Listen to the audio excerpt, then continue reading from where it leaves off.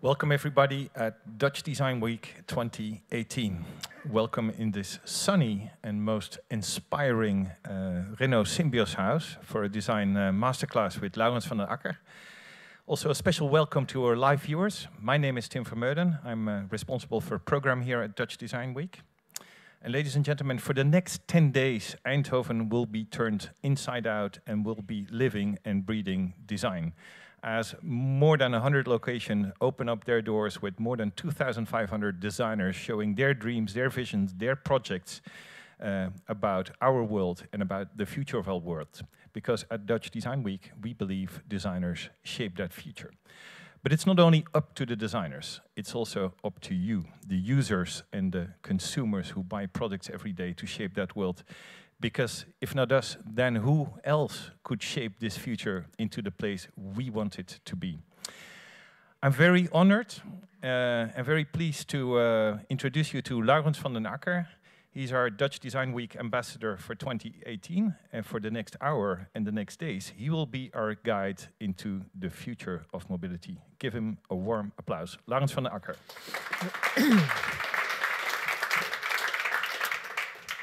Thank you, Tim. Welcome, everyone. It's a great pleasure to be here at the start of the Dutch Design Week in our Renault Symbio's house. I couldn't imagine a better place to be at this moment if you love design. But like Tim said, it's not only for designers, it's for everyone who is interested in solutions for the future. Today, we're going to talk about future mobility. And this will be the topic which is also part of Dutch Design Week's Embassy of Mobility.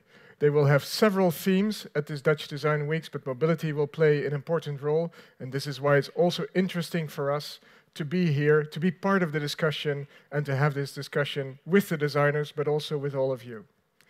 Before I start to give you our vision on future mobility, though, I would like to remind you of what the design strategy is of Renault. Essentially, to make it very simple, there are three types of brands. You have brands and car companies that are car-centric, brands that play on horsepower, on technology, on performance. You have brands on the other side that are planet-centric, that want to improve the world and are maybe a little bit more amorphous. Some of the Asian companies are in this territory. And then you have brands that are human-centric, that start with the human as the center of their activities. And in this third type of brand, the human-centered brands, this is where you will find Renault, a brand like Renault, but you might also find a brand like Volvo or maybe even Citroën. Now, when you talk about human-centered brands and you talk about humans, you talk about life. So we developed a design strategy that was based on a cycle of life. And a cycle of life, as you all know, starts with falling in love. And this became the center and the starting point of our life cycle. Then, if you found your partner, you explore the world, you follow your curiosity. If all goes well, you start a family. Then you need to work. Life is tough. You want to play sometimes with or without your kids. And then some of us even achieve a stage of wisdom. Now, all the cars in our lineup are linked to these stages in life. We have cars like a red Clio to fall in love with. We have crossovers if you want to explore the world. We have family vehicles like the Scenic or an Espace for if you want to haul your family around. We have commercial vehicles for work. We have Renault Sport for play, and we have electric vehicles, hybrids, new solutions for the stages of wisdom. And then life starts all over again. So life is a cycle, life is a spiral, and in that sense it inspires us all day. To illustrate this strategy of design, we started in 2012 with a series of concept cars that illustrated each petal of this flower of the life cycle. We started with Desir in Paris in 2010, and we rolled out one concept car for each stage of life. Now these first series of concept cars were there to establish the brand, the design, the front end, the identity. And as you know, concept cars are in fact a promise. They're an ambition of how we want to be like. So In the years that followed, little by little, we executed a series of production cars that are a true reflection of the promise that we made, and these are the cars that you can find on the street today. However, we need to look forward. We need to move to the next stage. And it's really a very particular and very exciting time in the car industry, because there is an avalanche of new technologies coming our way with full speed. You have heard about robo-vehicles, autonomous technologies, connected cars, electric vehicles, new powertrains, hydrogen, etc. And these are some very new questions that need new answers. This is also one of the reasons why we love to be here at Dutch Design Week, because if there's one place on earth today where you can find solutions for the future, or at least learn about what is going on in the minds of our designers and the people that will find solutions for tomorrow, it's here. So when we talk about future solutions for mobility, we started again with the flower, but we wanted to give it a different twist. We decided to become more experimental, to try out new concepts, to allow ourselves to really dream and sometimes throw a stone in the water very far to imagine what this future could look like. Now, of course, we wanted to start with a statement of love, of aesthetics, of pure beauty, because this is what got us into the design business in the first place. When we were, as car designers, little kids, we all grew up wanting to draw sports cars and Ferraris and Pininfarinas. At least this was when I was young. And so the first car we did, we called it the Trésor, and it was literally a statement of beauty for two people who are going on a long weekend. And this, I guess, is the type of car you could dream of, having a really beautiful weekend. The car was inspired by the theme of love. In a sense, the moment where you maybe ask your partner for a date and you open up the little jewelry box to make a proposal, and this is why the car opens up this way. It's not the most practical way to get in and out of a car, but it's definitely a very romantic way. The second vehicle, after our design vision that we developed, was a vision for sports cars. This, because as you know, we have a strong link with the Formula One, so we developed together with the Formula One team a vision for a Formula One car of the future. Now, even a Formula One car can be human-centered. In fact, as you know, nothing is more important in Formula One and the Formula One cars than the pilot. So we put the pilot in the center of the vehicle. We wanted to make him more visible than ever before, so the cabin is transparent. It's protective, but he's transparent. He is not driving behind an ugly halo, but he is sitting in a transparent cabin so that you can actually see his face. His helmet is completely open, so you can create a physical and visual connection even with a pilot. The car is partially autonomous. For when you drive into the pits, you can switch to an autonomous and electric mode. So even some of these new technologies that come to us can be applicable in the future of a Formula One championship. Then the third stage, we developed the Symbios, because this became our vision for personal mobility. We are here in the Symbios house. The Symbios is behind me. We showed this car in 2017 during the Frankfurt Motor Show for the first time. And it really was an idea to show how cars are becoming more intelligent and how they are becoming more connected. So the days when you stepped into your car and you stepped into a bubble and you were separated from the rest of your life during your drive, those days are now over, because frankly, our clients and our drivers and passengers, they want to stay connected 24 hours a day. So we developed the Symbios as a project to show that the car becomes an integral system, an integral part of your life, of your ecosystem, be it the car, your house, the products that surround you, your smartphone, your connectivity. And if this is the case, this opens up very interesting opportunities and possibilities, because the car and the house can start to share data, energy, and space. So what's really interesting for us is that instead of just designing the car, we decided to design the house with it. And it's therefore quite unique in this sense. I think it's the first time that a car and a house were developed at the same time, at the same place, together with Marquis Architects, a French architectural company who had been really, really influential and inspirational for us to work together. I think, by the way, this is something you will see more and more, where the isolation that might have existed between the different disciplines in design, we are going to be forced to work together, not only as designers from one discipline to the next, but we're also going to be forced to work together with cities, with institutions, with governments, with other companies. Disciplines, I think, that will never crossed paths before, will start to work together more than ever before.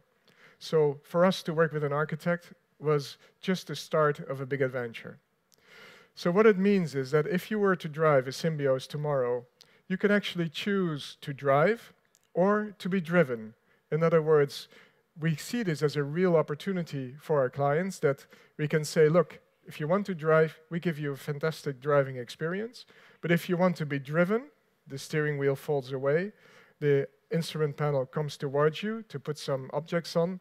You can then choose to look at a movie, look at your mails, do other things than you would normally do with driving. You can even go one step further, where the car transforms itself and the interior becomes a little salon on wheels. The seats turn around, you can face each other. The console becomes a table that sets itself up, and then you can actually enjoy a ride in your vehicle as if you were at home in your house. And this is really interesting. The moment you switch from a driving position to an autonomous position, the interior of the car changes, and it's not anymore a working place, but it becomes a place of leisure and a place to lounge. What's also interesting is when the car approaches the house, they can start to connect. And this is why we developed the lighting on the vehicle and on the house that you can indicate that the house acknowledges that the car is approaching. When the car approaches the house, the music that plays in your car can transfer to the house. The lighting ambience that you have created in your car will transfer to the house. And so the house prepares itself for you to arrive. And of course, because the car is electric, there is no reason to park it outside. The car is clean, zero emission, and why wouldn't you want to park an intelligent, beautiful object like this closer by so you can actually enjoy it? Frankly, cars are only used 7 or 8% of the time, and it's actually a shame because a car is much more than just an object that brings you from A to B. There are many things that you can do in a car that you don't do at home. A car is a good place to listen to music. A car is a good place to reflect. A car is actually like a little escape capsule that sometimes you need to just get away from it all. And a car, for some people, is actually the only place they talk to their children. So there are elements of a car that are interesting for you to enjoy. And because the car is autonomous, that means it can follow instructions through an application. The car can actually park itself on the house, in this case, on the terrace, or it could just go up to the first floor and be an extension of the playhouse of the kids. And so the car actually becomes more than ever a room within a house that can travel. And in this way, we extend the experience and create a very new experience for people living in the future. So this is not just a car designer's dream, although I would admit, I would love to have a house like this with the car parked inside. So the only thing you have to do when you wake up in the morning is get your coffee from the kitchen, sit in your car, and you're being driven to work. This would be ideal. Now, Symbios, as the name suggests, was the symbiose between architecture and mobility and connectivity. But we're still talking about personal mobility. That means you own the car, you house it, you take care of it, and you store it. What we are seeing, though, in the future is that we need to also switch to mobility services, because the reality is that in the future, more and more people will start living in cities.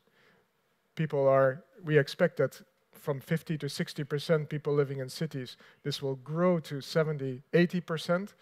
The population will increase, so people will not want to have the burden of owning and garaging a car. Now, if you talk about cities in the future, we expect these cars to become more autonomous. The reason is simple, because it's better to have autonomous cars that can use and serve more people during a day than to have many cars only used for a very short amount of time. Autonomous cars allows them to be driving around in increasingly stages of self-driving. And in this case, when we're talking about a mobility service, we're talking about robo-vehicles, so cars that don't even need a driver anymore because they don't have a steering wheel, they don't have pedals. The car knows exactly where to go to. The cars will become more electric for simple reasons of emission. Cities are very active in trying to get especially older cars, polluting cars, out of the town. Cars will also become connected. They will have to be able to be used as a service, but they can also be connected with the city itself, so they can find the best routes. If the city is intelligent, it can even know when all the traffic lights change, where are the zones where it's more quiet, where can it go to in case it's not being used. And the cars will become more shared. This is obviously very interesting, because then there is a need for shared transportation, which goes beyond public transport. Now, the first vehicle that we did is called the Easy Go. It's an alternative for public transport. And if there is not a driver anymore in it, and if it's used for transporting 4 to 6 people, you can argue, is it still a car, or is it becoming architecture on wheels? And so we looked at this vehicle, not just as a car, but also as a piece of the city. Many people think that if we're looking at the future of mobility and we will be driving in robo-vehicles, that this will be extremely boring and homogeneous, and that the car will just become a commodity object. So our goal as designers, I think, is to show what is possible and to make sure that people continue to dream about future forms of mobility. So we said we wanted this car to be very progressive, very iconic, and of course, based on an electric platform. I said iconic because I think these types of vehicles, they could become a business card for a city. They should become what a yellow cab is in New York or what a black cab is in London. These cars should show to the citizens that we are taking care of you, you're living in a progressive society, and the way is looking forward, and the future is here and now. What was difficult for us as designers is that these cars are not owned by you. We don't design them for customers. We design them actually for the mayors of a city, for companies that want to provide mobility, for anything that you can imagine, businesses that want to transport their people from work to home. So we're not designing for the end customer, we're designing for an Anne Hidalgo in Paris, for instance. And it was quite interesting to see that at the Geneva Motor Show this year, where we showed this vehicle, Anne Hidalgo came by and had a look at this vehicle, and we had a really interesting conversation about this, because this goes exactly in the direction where she wants to show the solutions for mobility of the future. The vehicles are using autonomous technology, and that means that they need to know what's happening around them. And therefore, you can see that the car is trapezoidal in shape, so that the sensor and the lidars and the cameras can actually get very close to the surrounding of the vehicle. Another element that is very important to us as Renault is that we make mobility solutions for all the people, people with children, people who have reduced mobility. And what's interesting, when you take the car out of its car-like environment in the interior, and you take away the steering wheel, it opens up new possibilities. Because we could switch, for instance, to a center opening door. This allows you to walk in, to be able to walk into the car. And there's something very, I think, noble and important about the ability to just stand in there, walk in, be straight, and not have to bend over and squeeze into a vehicle. This also, when you have one center opening door, it avoids you having to get out of the sides, and which could be dangerous if there is oncoming traffic. Here you can see some pictures of how this could work. People getting out of the car on the street, or we could also imagine dedicated pickup and drop-off stations, so you can even have a flat floor, so it's even more easy for people of a certain age or people with a certain amount of reduced mobility. When we took these pictures of the car in Barcelona, it was really interesting to see the reactions of the people around them, and people either thought we were filming a sci-fi movie, or they thought that the future was here. But the most important thing to me is that they were smiling when they were seeing this vehicle and people getting in and out. And I think it's really important for us that as designers, we make the future more attractive than today. And obviously, we are there to improve it. The cars are shared.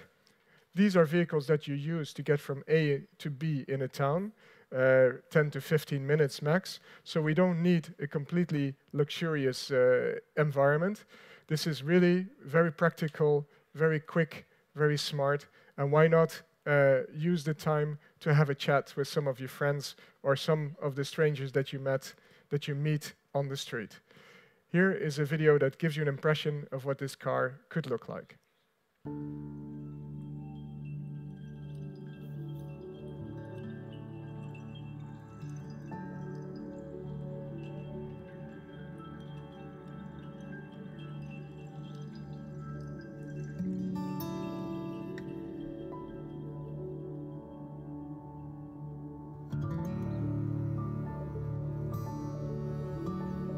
Every day I look at the city around me. I see it growing, trying to evolve with the seasons. I see those who don't see it anymore, and others who are trying to take in the beauty. Some see it as an immense playground. It has the power to move me, even becoming an expressive landscape. I know that I'm not alone in drawing inspiration from it, and sheltered from view, some are trying to make it better.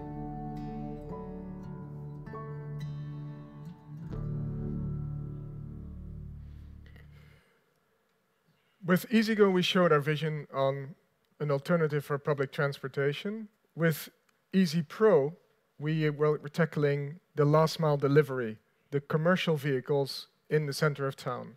As you know, this is a very, very important topic because through e-commerce, about 20 or 30% every year of increase in people ordering stuff online.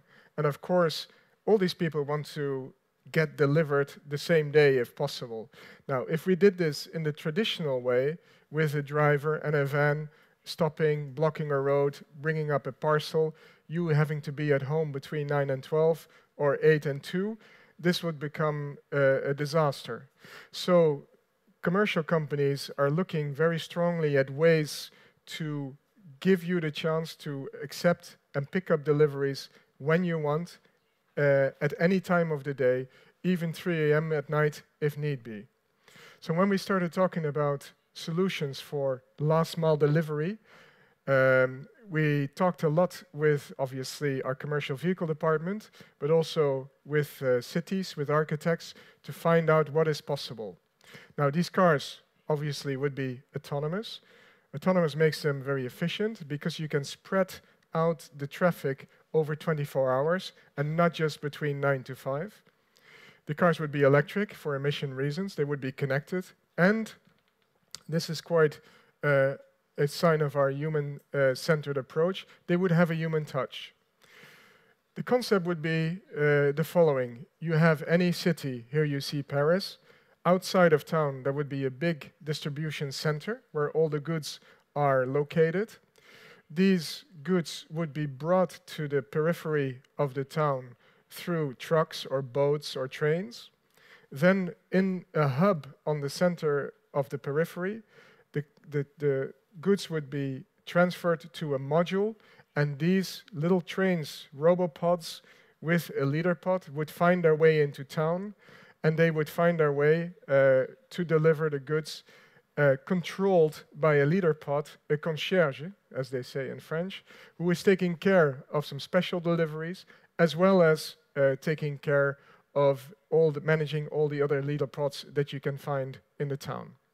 Now, some of the ideation sketches, the design exploration, our designers wanted to.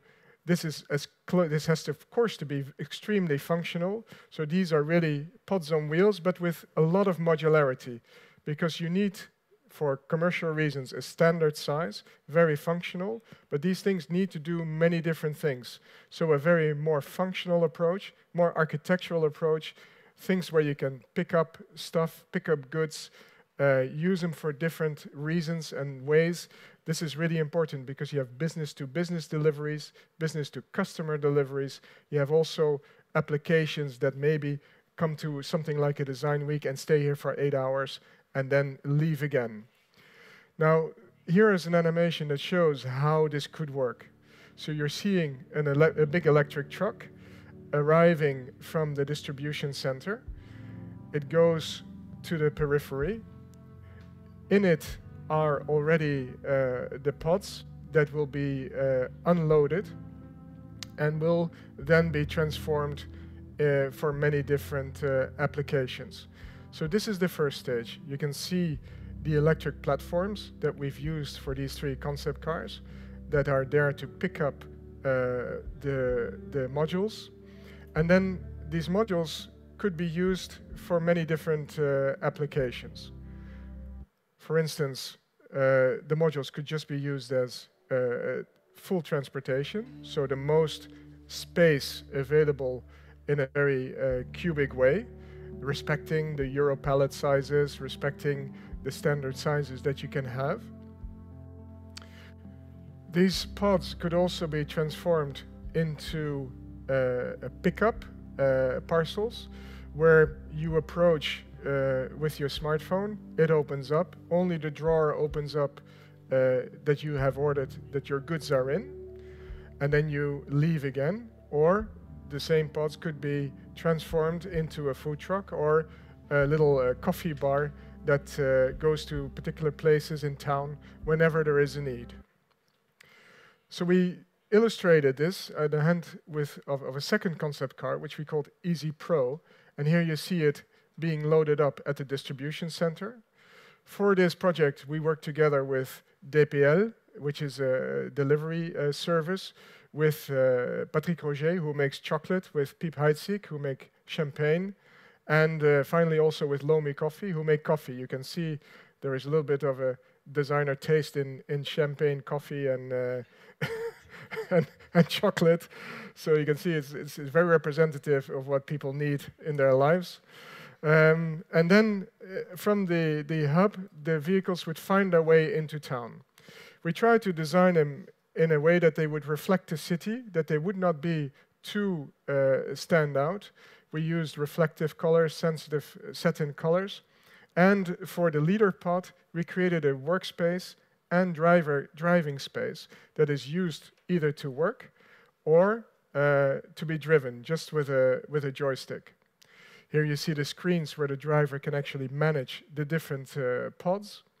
And the driver is there to deliver specific goods. Sometimes you have people that don't want to come down or can't come down 3 stairs to pick up their parcel. Sometimes you have parcels that are very valuable or very emotional, and so they need to be delivered in person. But at the same time, he is managing the other pods in his area, like this, where you just want to come down to pick up a parcel and the robopod drives away. One of the things when I talked about congestion is the advantage of an autonomous pod is it can just stay there for a minute, the driver goes up, the pod takes off, does a round around the block, doesn't block the traffic, and then traffic can continue to be fluid. So there's many advantages of what this could look like, and this might be Dutch Design Week 2019, where you have electric autonomous pods standing around, serving the people, enjoying their time here. And here you see a video of what this could look like. Whoever we are, Whatever our path may be, we all contemplate our actions. We ask ourselves daily, do they matter? Barista, ceramicist, electrician. For my part, I chose another path. So it's them you'll call if needed. And they can count on me.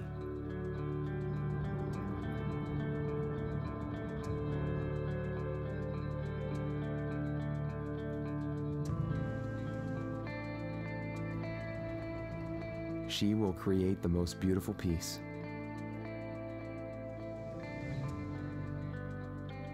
And I will be there to take care of it. I will be there for him while he takes care of your electrical needs. I will bring him to you so that he can make you the best cup of coffee you ever had. I will be at your service while being at their side. And at the end of the day, I will be certain of one thing, that I've been helpful.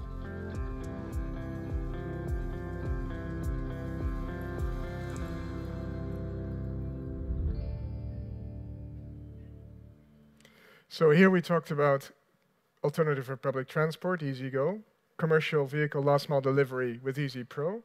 And then we thought of the third item, the third chapter in the trilogy, is what if we switch from an object that you buy to an object that you use through an app as a service.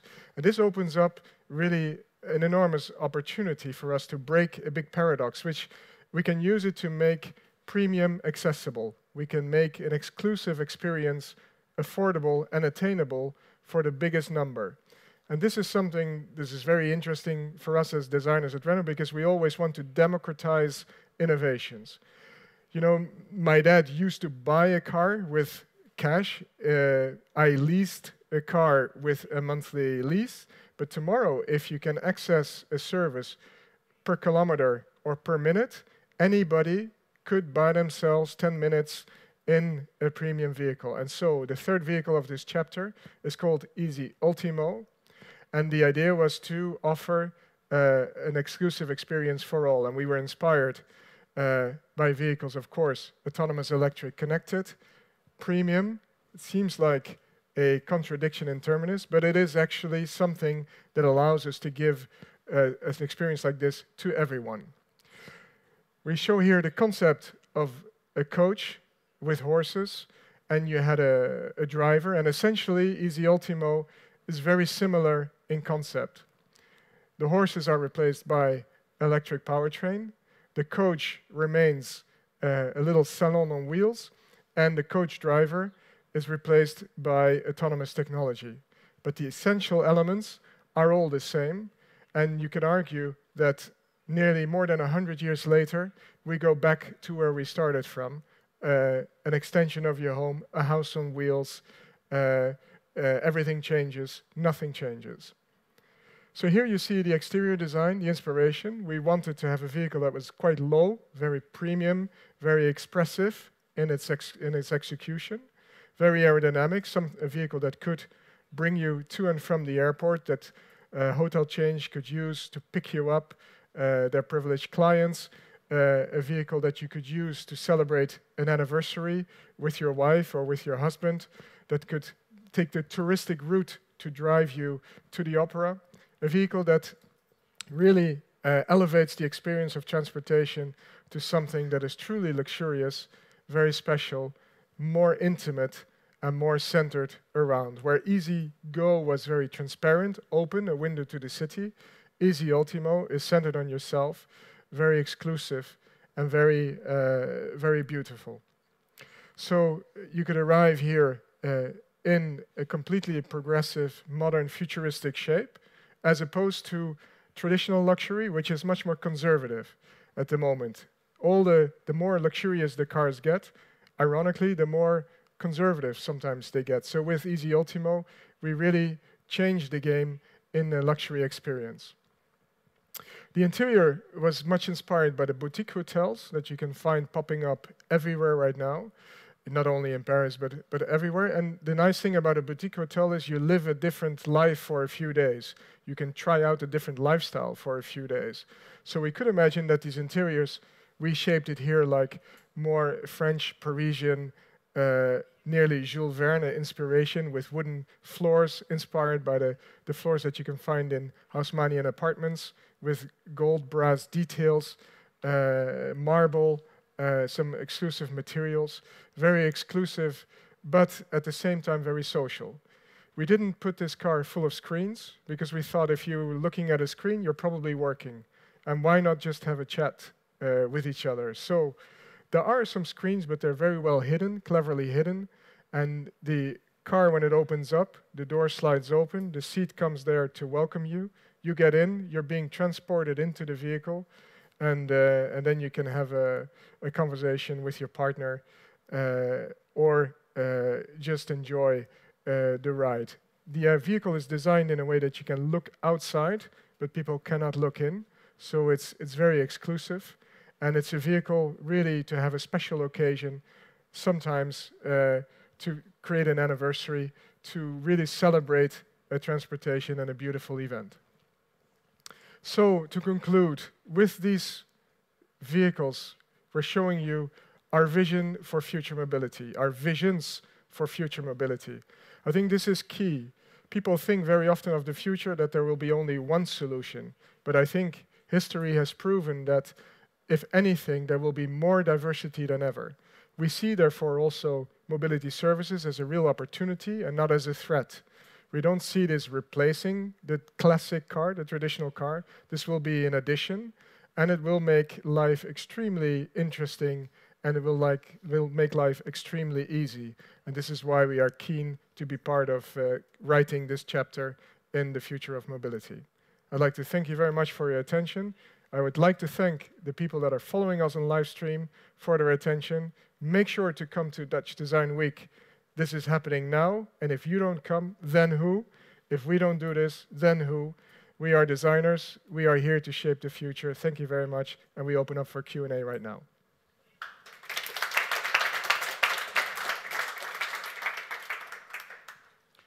Tony Vos, Losange Magazine. Laurens, we are just 1 year further than the first launch of Symbioz. And I can imagine that 1 year further means a lot in design steps that you are taking forward. Can you already mention, let's say, 2 elements of this car that can go to the market in, let's say, 2-3 years? And perhaps you can also mention 1 element of the house that will go in production or will be available for the big public. Yeah, I would love to say that we were going into architecture as Renault, but this is not the case yet. So this is unfortunately not a scoop. But I think when you talk about Symbioz, and especially the technologies that you find in Symbioz, the autonomous driving technologies, you will find this coming into the cars very quickly. As of next year already, you will find the first stages of autonomous driving technologies, even in the new Clio. It will come in stages, as I say, because, first of all, some of these technologies are still quite complex, and we need to roll them out, make sure that they are very safe and secure. And it will probably start first with driving on freeways. You already have cruise control today, but more and more you will be able, that the car will, how can I say, stay in its lane, overtake other vehicles. You'll be able to take your hands off the steering wheel, then take your eyes off the road, and this will go in increasing stages if legislation allows us to do this. Because one of the tricky points at the moment is that very often innovation is that technology runs faster than legislation, and so the technology is already possible, but you need to have the legislation to make sure that it's allowed to take your hands off the steering wheel, for instance. But these technologies exist, and I expect them to come very quickly.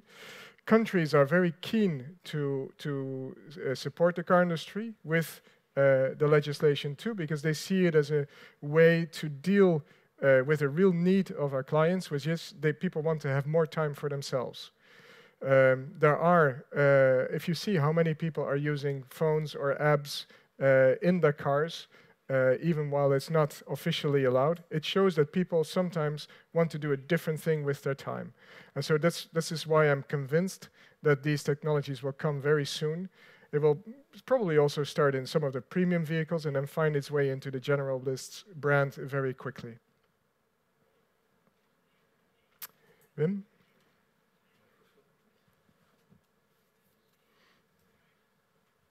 Laurens, if I understand well, the Easy Pro is a cargo delivery concept only. One rival company did a similar sort of project recently, also including a passenger move, a people mover car module to be added to the concept. Why didn't you do that, or is that on purpose? Or yeah, in fact, with the pods we can do anything you want, in fact. And since we chosen to do coffee, because we all like a good coffee, we did a good coffee bar, and we did a delivery service for people to go down and pick up a parcel.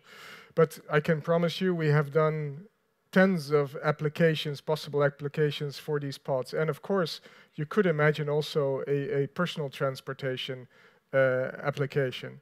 I've had people who said, God, I wish we could do a pod that could be a glamping pod that I can use to go to concerts, in which I can sleep, go to the toilet and shower, and then just get out and enjoy the concert, and then it brings me home again. I think some of these applications that we showed are just a start, and there are many, many different ones possible. Hey, my name is Erwin van der Zanne. I'm the editor of Bright at RTL Nederland. Last night you were a guest in RTL Late Night, and you made an interesting remark. You said that these are pessimistic times, and we as designers, we need to improve the future. Would you say that you are better optimists than techies?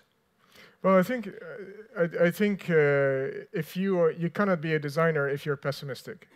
I think, because it's our job to make sure that tomorrow is better than today. And you need to see the glass half full, because you will see this here at the Dutch Design Week this week. You will have a look in the kitchen of the people, and you will see things that are completely finished. You will see things that are in the middle of being created. And it's like little flowers that you plant. You need to treat them with love. You need to give them water. You need to make sure that you treat them well to make sure that they grow into something nice. So I think designers are genetically optimistic. We think we can change and we can make the future. And in that sense, to be honest, I think engineers and technology developers are optimistic too, because they believe that there is a future for their ideas. There is not that many differences between a designer and a technology expert that creates a new app or that creates new software or that creates new ideas that will appeal to a lot of people. So I think we're very much aligned.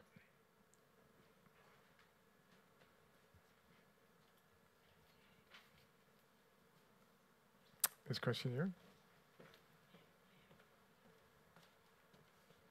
Hi, Nick Austin, Nu.nl.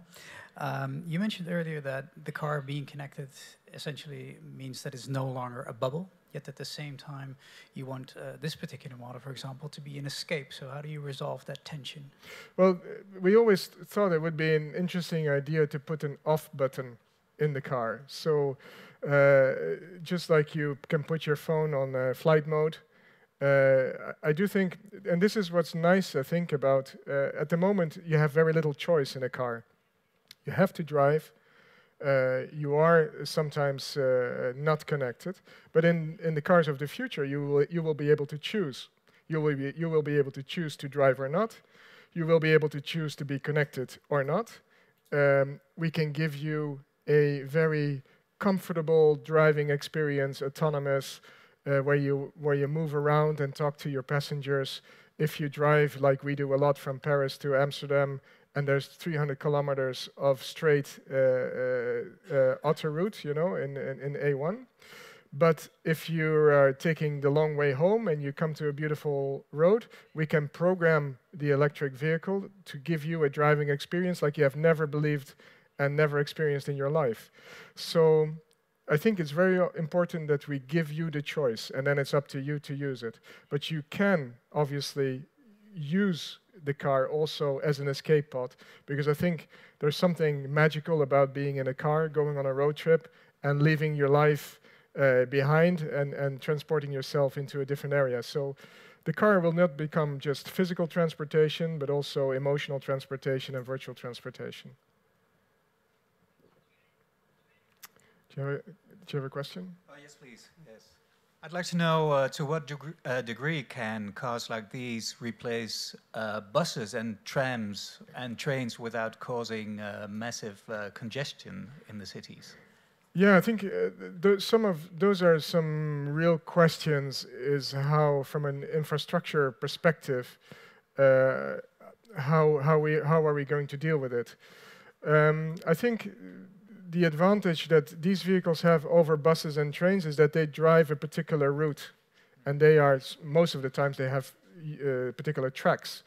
The advantage of autonomous cars is they can pick you up at home and pull and drop you off at the place you want to be. So they have more, much more refined reachability than public transport can ever reach at the moment. Now, I think what you will also see is that there will be a very big segment, in my view, that will be just cheap, fast, fluid transportation. You know, you don't even think about the object, and there will be a market for this, and this might probably be the biggest part of the market. But then I think people will have more desires, and it's up to us designers to make these alternative transportation opportunities desirable. And what kind of an experience can we give? Because if tomorrow there is a robo-vehicle from Renault, from Volkswagen, from Audi parked, why would you choose us, you know?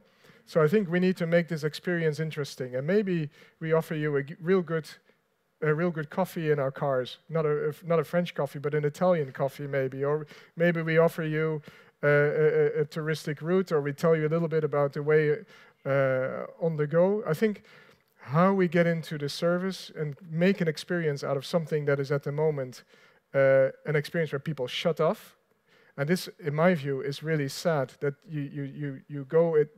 Sometimes in public transport, you go from A to B, and you just shut off, and then you wake up again, and you've kind of lost a part of your life.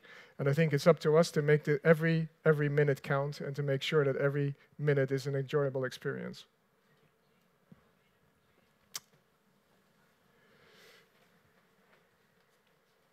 Hi, Susanna Skalska, 360 Inspiration. I have a question about back to the designers, because this is what now going on in your studio is more beyond just what was about designing. This means what kind of people you will hire, because now you need the service designers, product designers, you have architecture designers, infrastructure designers. What kind of new competences will need and skills new designers? Yeah, this is a very interesting point, a very good point. The days where when we designed cars where it was just exterior, interior, color materials is over. We need now specialists nearly for every part and piece of the vehicle. Every element has become so, how can I say, complicated and challenging. We have specialists for everything that is lighting. We have hired sound designers. We have hired now designers that are working on the screens, the software, the programming, because there's more and more screens in the cars, so we need to have UX, UI designers. There's many designers in my team, and I have no clue how to give them good direction, because it's not my métier. It's not what I studied for. But I think this is a fact of life. It's not just us that have to deal with this complexity. I think this is the world of tomorrow, where everything is interconnected. And I think we need now designers that are very good at what they do, plus they have an interest and a willingness to learn about their periphery. And it's only when you have designers who are interested in architecture, architects that are interested in mobility, that you can create this fluid transition and this gray zone, this mix of the different disciplines. This is one of the reasons why it's great for us and for me to be here as the first car designer, as an ambassador. And people think that car design is a separate type of design, but it isn't actually, because a car is designing 500 products at the same time. And now, as you can see, cars will become an integral part of architecture and an integral part of the city of tomorrow. So we need to be here to be able to find the right people.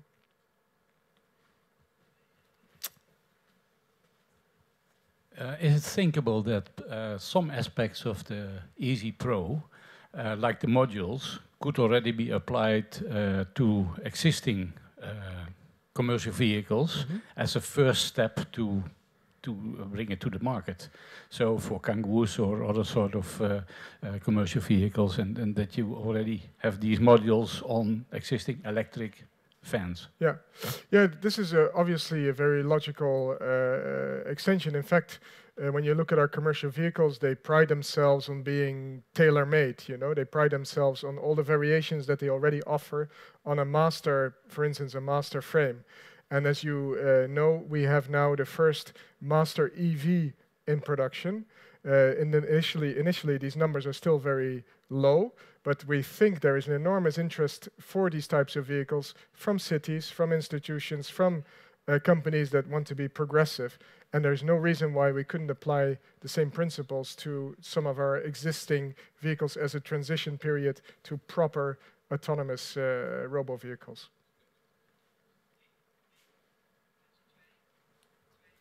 Hi, my name is Jeroen Junte from the Volkskrant. I'm referring to the Easy Go. You said it's almost like a public transport. In public transport, I think there also should be reckoned with maybe handicapped people and the elderly people, children, maybe even lower income.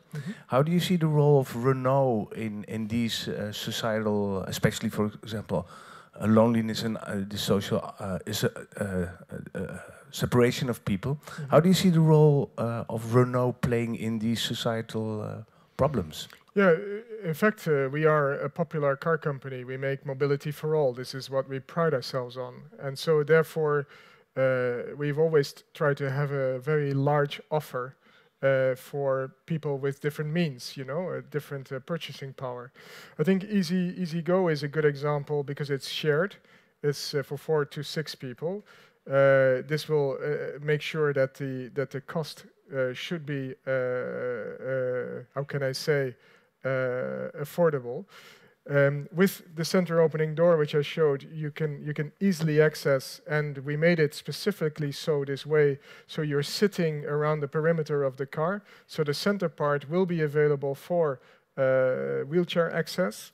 I didn't show it here, but we have a special docking station where if the car docks in particular parts in town, the floor is completely flat.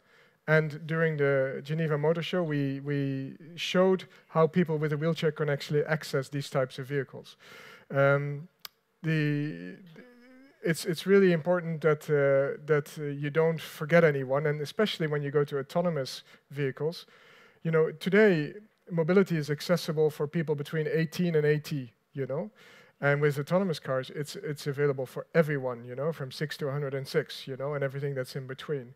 So I think these concepts are actually very well suited for the topics that you are talking about. When you talk about social issues, these vehicles will also be clean. One of the, how can I say, side effects of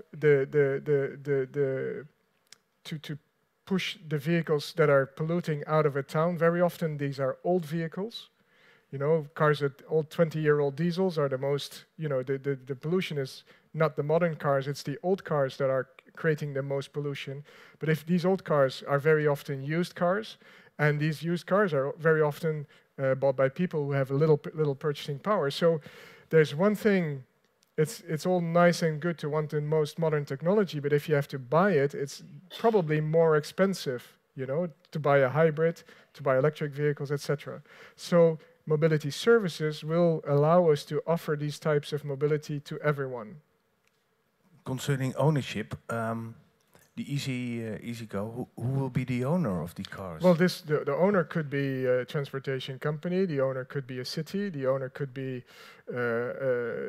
you know, French Post or Renault. It doesn't have to be, no. Just like commercial vehicles are bought by companies that use them and service them, operate them. Last question? Better be a simple question. Okay. I hope so. Hi, Niels Vandenberg from Autoride.nl. With the Symbios concept and with the easy concept, we saw a new way of living and public and commercial transportation. Are there any other objects or vehicles that you would like to design? Is there still a dream to design something? Yeah, of course. And luckily, I'm not depending only on my dreams. I have 550 designers who can't wait to get their dream turned into reality. So, you know, creativity never stops. In fact, the more ideas you show, the more ideas it spurs. And this is our first time that we put our hands into mobility services. I have to admit, in the beginning, it was quite tough to motivate the designers, because we've all become car designers because we wanted to design Ferraris, and now you're asking them to design a vehicle without even a pilot. But the more we did these types of vehicles, the more exciting it got, and the more ideas we have to follow through. So count on us to keep surprising you. Okay. Thank you. Thank you very much.